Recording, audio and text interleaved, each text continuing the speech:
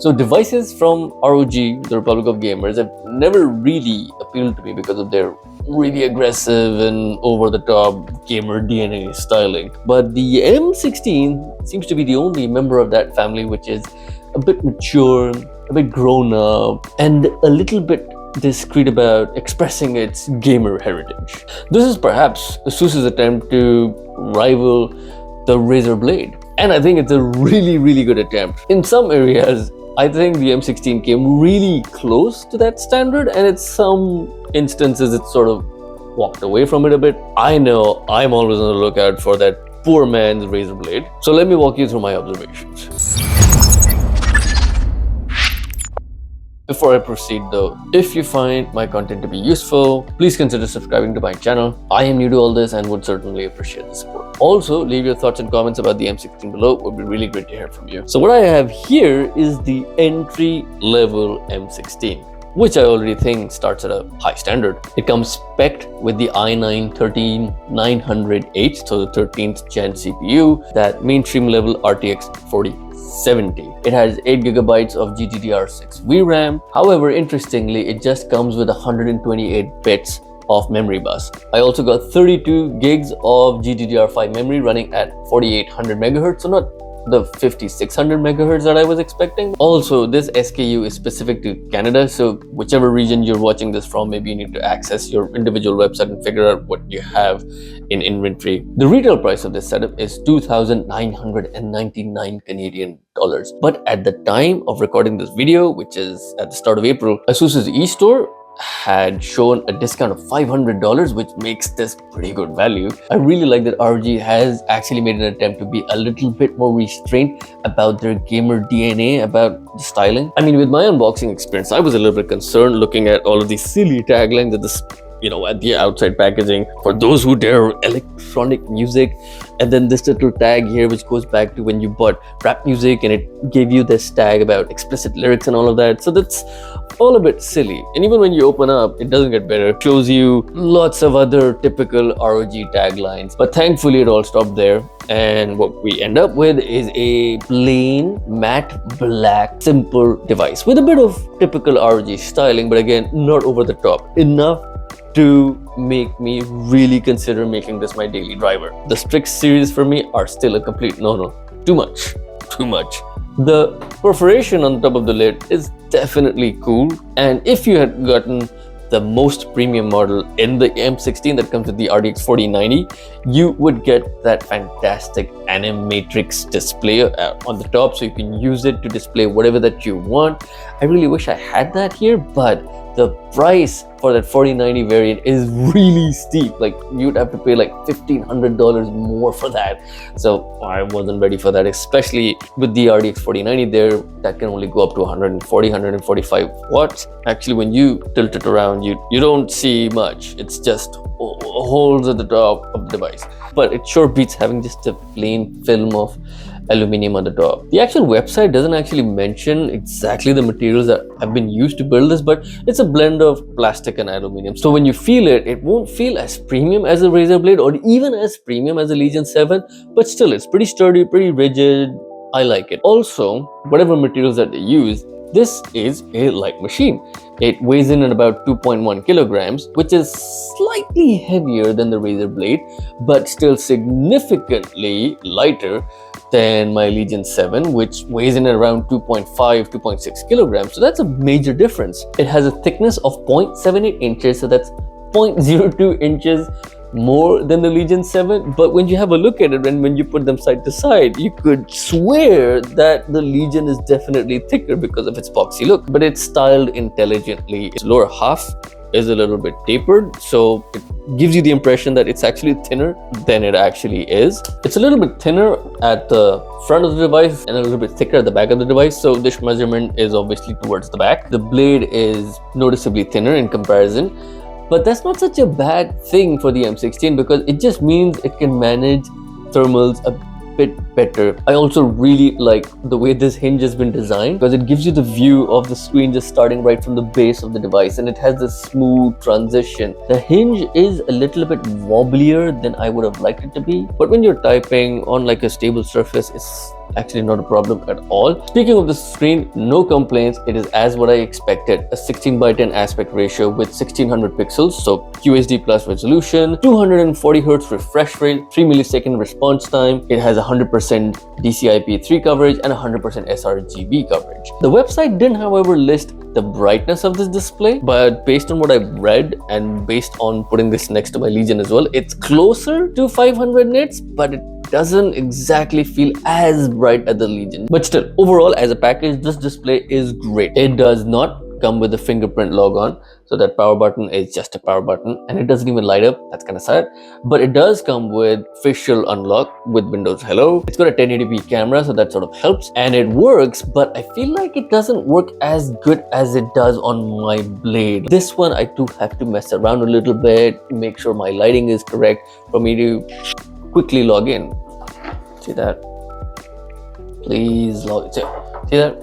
It's not logging in. It's still useful. So I'm glad that these guys actually have it. Ooh, and I really need to talk about the keyboard. First glance, I thought fonts are a little bit gamer-esque, but the more I used it, the more I really liked it. Giving you 1.7 millimeters of key travel, and it doesn't sound as audible when you're typing on it. It feels a little bit soft and mushy at first, but when you get used to it, oh my god, I had no idea. Like, I don't know what's happening here, but I really like the keyboard on this device. The one thing that is a little bit strange, considering how crazy ROG is on their gamer heritage, this keyboard has one lighting zone, so it means that whatever color you select from it, it's just going to be the one thing across all the whole keyboard. And in a way, it was sort of relieving that I don't have to think about what my RGB settings need to be, you know? Like, at retail price, a $3,000 laptop and you don't get perky RGB, that's a shame. RGB was literally their lowest priority when they were designing this device. I'm okay with that. I don't know if you're okay with that. Happy to hear more about it in your comments. It does have a nice large touchpad. It's got a nice feel to it. I don't know if it's a glass touchpad or a plastic touchpad. It feels glass to me, but I've heard other people mention it as a plastic touchpad. Either way, it feels good. Even the clicks are nice and tight, almost as good as the one I have on my Blade, and that's high praise. But in my unit here, maybe I hope it's just my unit, there's an issue where about 1 out of 7 times the click doesn't register. Like, you can hear the tactile feedback, you can feel it, but nothing happens. And what I recognize through use is that when you're using like the far corner to make a click is when it won't register. Like a centimeter up and a bit inwards, you're all right. But in the event this is a more sporadic issue, you know what to do. You may not even be a clicker, maybe you're a tapper. You don't even use the physical keys. But even when you tap, I don't know, for some reason it doesn't feel as solid. It felt like there's something hollow underneath. The port situation as well is actually not that great. It just comes with 2 Type A ports, one on the left, one on the right. Both are USB 3.2 Gen 2 though, and you also get a Type-C port, both on the left and right, Thunderbolt 4 capable. That's great that you can charge up the device using the Type-C cable from both the left and right. You can only use up to 100 watts. You also get a micro USB slot on the right side here, but it's not very popular for media and content creators because you get the full SD card slot. That's what you need. And the benefit of that is that you can still use that with an adapter to use your micro SD card should you need it. I'm really glad we get the headphone jack on the left of the device and towards you, not all the way to the back or some other thing, because, well, I'm right-handed and the mouse is on the right side, means that my headphone jack cable is not going to interfere with me. You may have noticed there is no switch to cover up the webcam or no physical kill switch for the webcam either. If you're a criminal, big problem. Otherwise, hey, listen, even if you have an issue, you can disable it directly from your device manager if you really need to, though it's not going to be very convenient. They made a really good improvement from the last 2022 model, is that they moved the power barrel, the power plug, from the middle of the device all the way to the back. So I think that's a good choice, keeps things clean on the sides. Now the sound. I didn't get a chance to actually open it up and look at them myself, but apparently this is 6 speakers. Usually you just find 2 speakers, like both on my Blade and my Legion. I was expecting a lot from sound in that case. Like, listen, like I'm reading this off the website right now. Like 2 dual force cancelling woofers. Like, that's heavy. I mean, the sound is good. It's nice and balanced. You can hear the bass, you can hear the mids, the highs, decently loud as well. From what I understand, it could go up to 90 decibels. If you didn't know it had 6 speakers, you'd be like, yeah, this is good sound. But 6 speakers, I just didn't feel the 6 speaker feel to it. I thought that maybe I could tune the speakers a little bit from its software, but there's nothing of the sort. There's just that really plain Realtek command dashboard. No equalizer settings that's baked into the system, nothing specific to ROG. Maybe there's an option within Armory Crate that I didn't come across. If you look closely on the deck here, you'll see icons for hard drive processing, for charge levels, for power status, but you won't see any lights for them because the lights for them are underneath the device, like air at the bottom of the hinge. I can't see them even right now, but when I peek here, I see the 3 lights now. Like nobody can see it. It's underneath the damn device.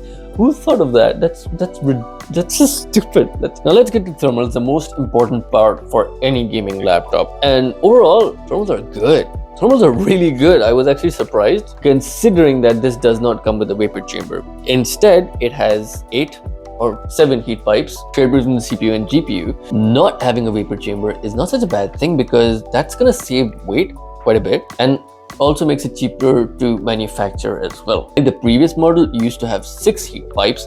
This one comes in at 8.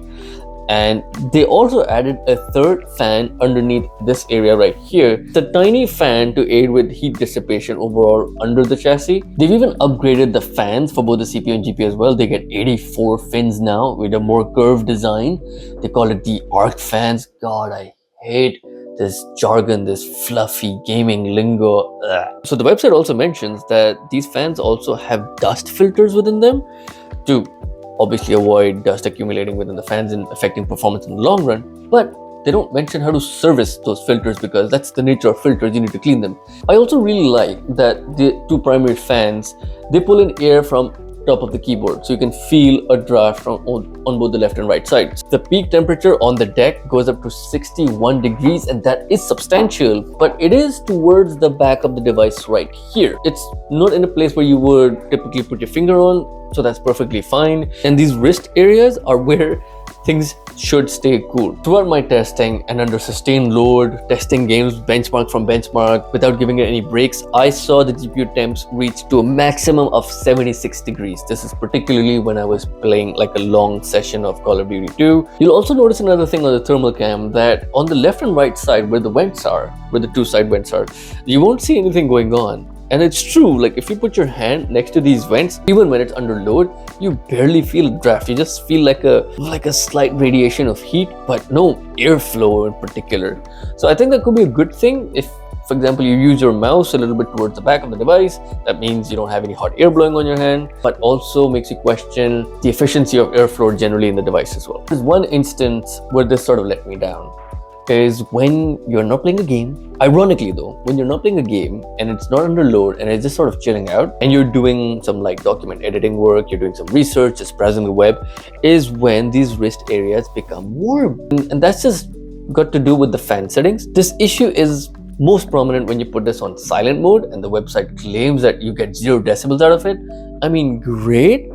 But it also means that these areas become warm and it becomes really annoying for you to, like continue typing on it. So the solution is simply to keep this in its balanced performance profile. And I know a lot of people are bothered by fan noise out there, but when you put it in the standard performance mode, I don't think it becomes like the fan noise becomes too distracting for you, and I hope for those around you as well, because that has been my experience. But if you put this in its top turbo mode, it's high performance, peak performance mode, the situation is much different because the fan noise can go all the way up to about 57, 58 decibels, and that is substantial. I'm not bothered by it because it's a choice you make. You want to squeeze every drop of potential out of this device, something's gonna give. Those fans are operating at its highest speed so that it can continue to keep the deck and the whole device cool, and it does. On performance mode, what I recognize that you could get a bump of like 10%, maybe sometimes even 15%. But when you're gaming, like for a casual gamer like myself, like the additional frames didn't exactly add too much to my experience.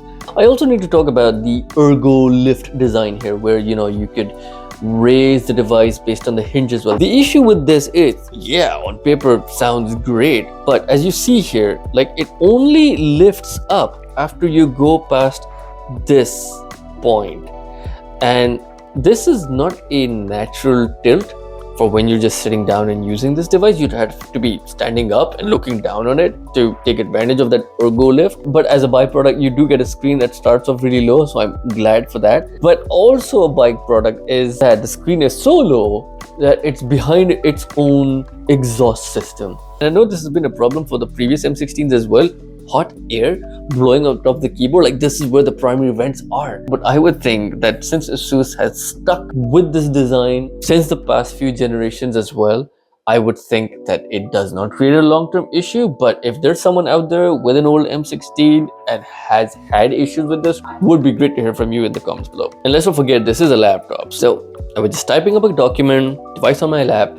It became like noticeably warm, so I had to actually pick it up and eventually put it on a table.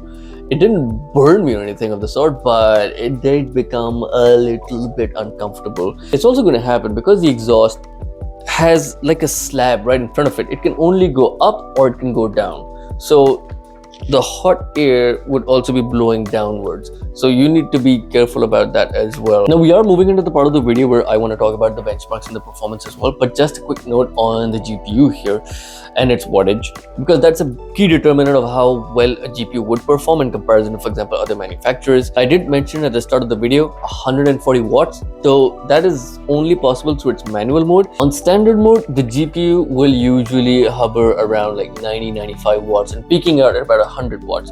If you put this in its crazy fan turbo mode, you can expect like the power draw to go up to say 120 watts max, but you'll see it hover around like 115 watts. I didn't try the manual mode out just to see if there was a big performance gain, but just to take, for example, Shadow of the Tomb Raider as an example of this comparison between what happens on standard mode and what happens on turbo mode, I was getting like about 9 frames more when in turbo mode. For me, it just wasn't worth all of that excess fan noise and straining out the system. I'm happy to sacrifice that additional 10% performance for just peace and quiet. The one thing I found particularly impressive was its performance on battery mode. Usually what happens is that when you plug a device out, frame rates would plummet to half and they may be stuttering. But if this, yeah, the power draw goes down to say 40 watts on the GPU, but you'd still get good solid 60 frames a second gaming on this. Like using Forza 7 as an example, maxed out settings,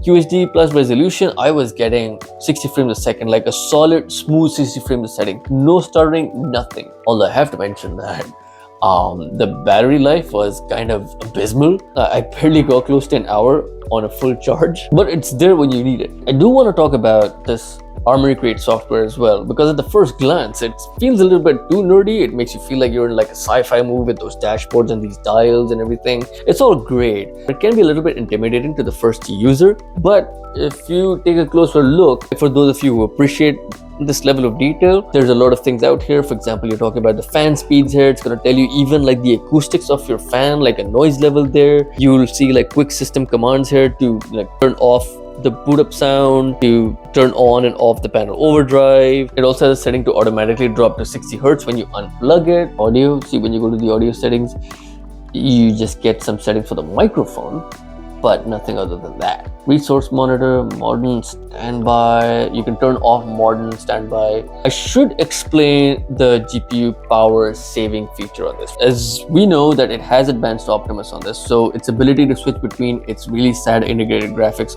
or to the main dedicated 4070 CPU. What Optimus would do is obviously switch between the two to give you like the most amount of efficiency in terms of battery life, but you can switch to the dedicated GPU mode using the ultimate setting here. This is the setting you need to ensure that it never pushes any process work to the integrated GPU, which can cause stuttering in your games. But this would also mean like your chance of getting good battery life is shot. If you're using this primarily in a single location, only at home, always plugged in, so yeah, you'll keep it on ultimate setting and forget about it. But then you've got these other modes as well. For example, the standard mode, the eco mode, and the optimized mode, for it to cleverly switch between integrated graphics and GPU graphics. I really did like the eco mode here. It simply turns off the dedicated GPU and you only get integrated graphics on this, and it is a very useful mode provided that you're traveling and you're just doing some light document editing work, you just want to watch a movie, you just want to do some research on this and not play games. I think that's a very useful feature. But what makes this mode particularly interesting is we have to go to the main homepage for that.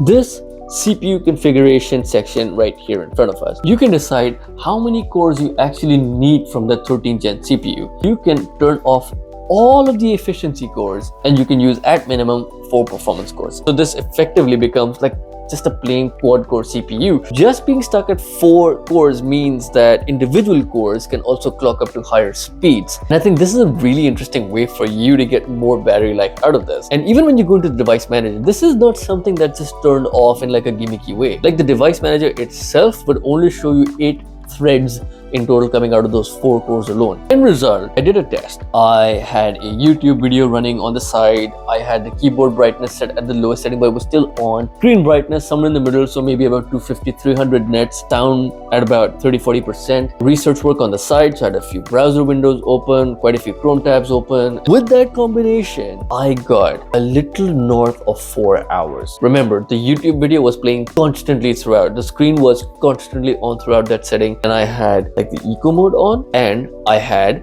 that 4-core CPU setting on. I think that's a fairly remarkable result. Oh, also I had the screen refresh rate down to 60 Hz as well, another 240 Hz. Usually this is the kind of statistic you'd get from an AMD one. If you're not playing a YouTube video on the side and you're just researching and doing document work, I think you should be able to get close to 67 hours on this, considering this is a 14-core i9 device. If you look at, for example, reviews from other people, like what they do is that they reduce the brightness to 150 nits on the screen and the keyboard lights would be off, like a setting in which normal people would not use this device on. Now let's finally talk about benchmarks. Before we do, all of the benchmarks that I ran for games internally were running at their highest settings, unless wherever I specify, and we're all at QHD plus resolution. I did not use any upscaling technology like DLSS or the new frame generation settings in any of the games. I made sure that they're all competing on their core raw performance and there's no additional trickery to boost frames in any way. And all of the tests I did were all on their dedicated GPU mode, the ultimate setting on this, and also on the ear bleeding turbo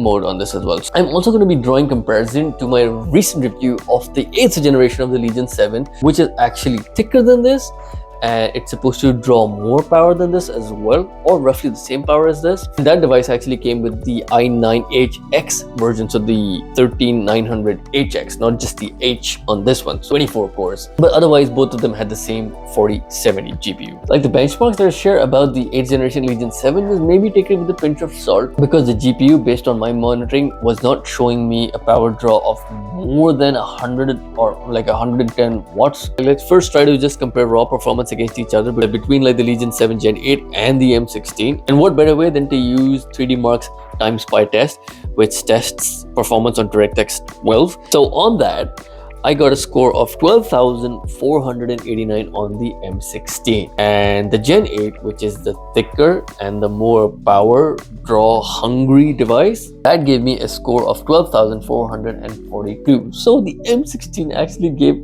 a better result than the thicker and the more power draw hungry Legion 7. That's insane. That's amazing. And this is where I wanted to go a little bit deeper. Let's use the same test to see how much performance I use when the device is unplugged on battery. So with the device unplugged, dedicated GPU mode on, and then you drop it to performance mode because turbo mode is not possible while it's on battery, that score actually dropped down to 9,150. The same setting on the Gen 8 Legion 7, that score was around 12,442, dropped to only 4,112. That's such a big decline in performance. That's why I'm saying, like, on battery mode, this device is actually pretty good. So let's finally get into the benchmarks. Let's start off with Shadow of the Tomb Raider. It's obviously a very popular benchmark. I got a fairly impressive 98 frames a second on the M16 compared to the 8th gen Legion 7, where I got 94 frames a second. So this is actually faster compared to that device. Moving on to Microsoft's Forza Horizon 5.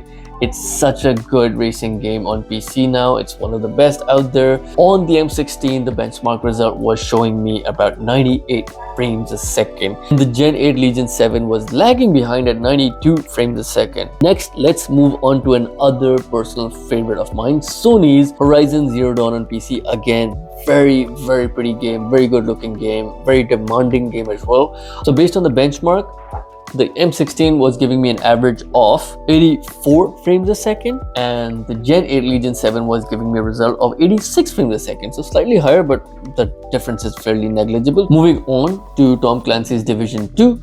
It's a fairly old game, but still it is relevant in 2023. It is a very good looking game as well, and I was getting an average of 78 frames a second based on the benchmark on the M16 and 79 frames a second on the Gen 8 Legion 7. Far Cry 6, again a more relatively recent release. The benchmark showed me an average of 83 frames a second on the M16 and 82 frames a second on the 8th generation Legion 7. Red Dead Redemption 2. It's such an old game now, but it still feels very relevant in 2023. It's still a very good looking game. In the M16, I was getting an average of 50 frames a second based on its benchmark, and even on the benchmark I had to manually tune up the settings to like slightly less than its maximum threshold. And I think 50 frames a second, although sounds a bit less, is a very impressive result based on how much that game generally demands. And I was also getting 50 frames a second on the Legion as well. Rainbow Six Siege is obviously one of the most played games on Steam till date. This actually does max out frame rate all the way to 240 frames a second with all of the settings enabled at ultimate mode, QHD plus resolution. I think that's great. You can expect the same sort of results on other esport titles like CSGO. So obviously I have to talk about Modern Warfare as well, like the Modern Warfare 2. On that, I was getting an average frame rate based on its own internal benchmark, an average frame rate about 73. Mid-game, you could easily average somewhere around 80 frames. You could drop the settings, you can turn on DLSS, you can turn on frame generation, and you would get so many more frames compared to 69 frames a second on the Legion. So this pulls ahead. So let's settle down and try to conclude all our thoughts so far. The 4070, especially in this format, I think is performing beautifully. If you're the sort of person who has the budget for the latest hardware, for example, the 13th gen Intel processor here and the 40 series NVIDIA GPU, but you're not crazy loaded, you still have value for money in your head, and you like discretion, you don't want your laptop to be screaming out that you love to game 24/7, you do have a bit of productivity focus there, this is not a bad laptop. I actually really like it a lot. I mean, sure, it is a little bit crazy in some areas. It's got its indicators for its battery and its power status underneath the device, and yeah, it's a bit crazy. It blows its own hot air onto its own screen, and yes, the clicks are a little bit weird sometimes, they don't register, and yeah, the wire from the power adapter, albeit a big one, to the device itself is a little bit short, and yes, it has no privacy shutter here as well. But I will keep all of that aside because overall, like as a package, if you think of this in comparison to the Razer Blade, it's actually giving you pretty good value for money. Yeah, it's not as thin as the Blade, but it runs cooler. This is a very good laptop, and I would honestly daily drive it. That's all that I have for now on the M16, guys. Thank you all very much for taking the time to watch my video. If you found my content to be useful, please do consider giving me a thumbs up and do consider subscribing to my channel. As I mentioned, I'm new to this and I would really appreciate the support and encouragement. Until next time, guys, take care.